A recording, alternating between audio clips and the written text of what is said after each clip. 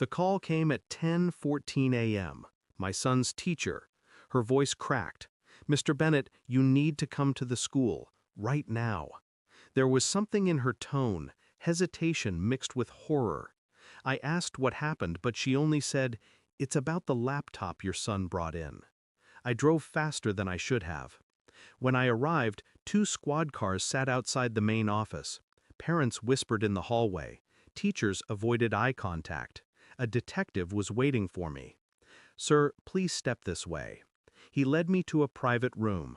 My wife's laptop sat open on the table. The detective folded his arms. "Your son brought this in for show and tell.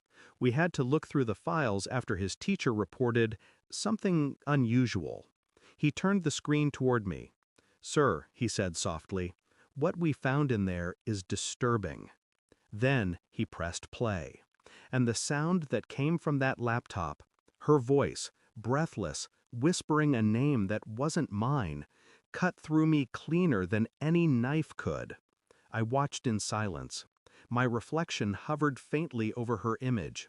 She was in a hotel room I didn't recognize. With him.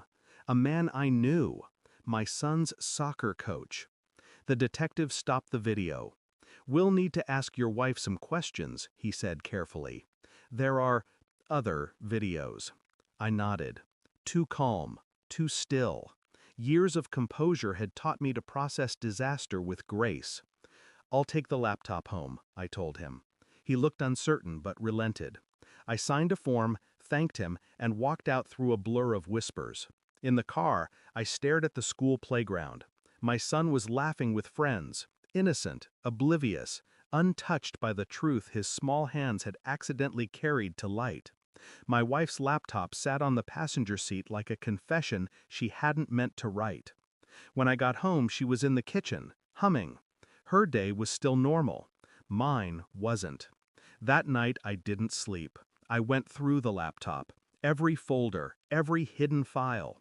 It wasn't just videos, it was messages, emails written at midnight, plans, photos, her body in angles I'd never seen, posed for someone else's eyes.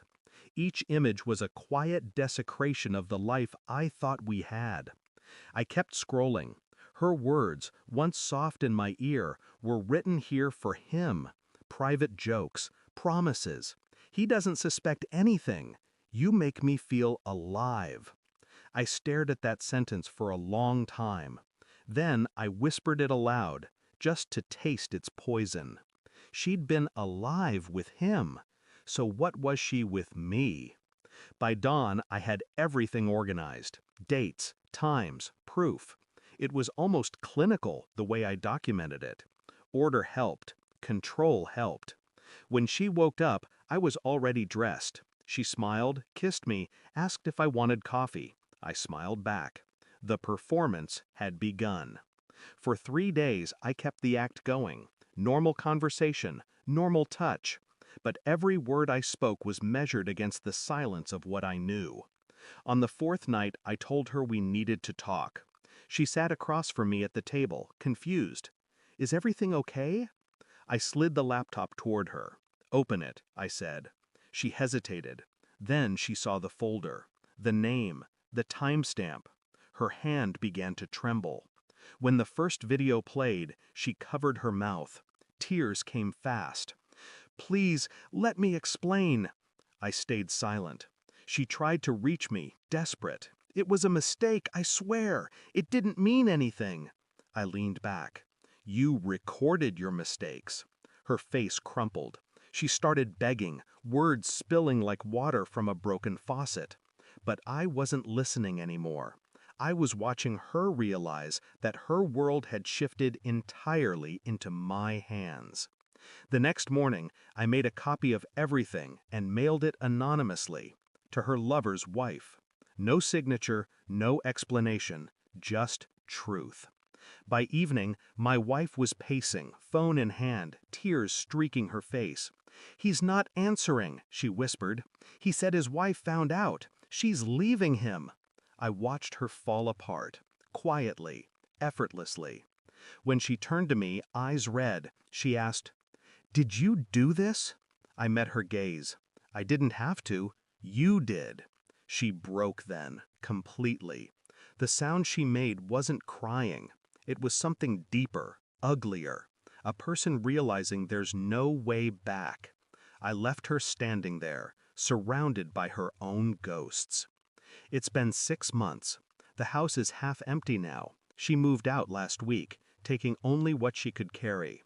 I still see her name in old emails, still catch traces of her perfume in the closet. But it doesn't sting anymore. What replaced the pain wasn't peace, it was precision. I learned that betrayal doesn't end you, it reconstructs you. Piece by deliberate piece. My son never knew what he uncovered that day, and I'll never tell him. Some truths are too dark for innocence, but not for me. I live with it. I own it. The laptop sits in the attic now, sealed in a box. Every so often I think about destroying it. Then I don't. Because sometimes the only thing stronger than revenge is remembering.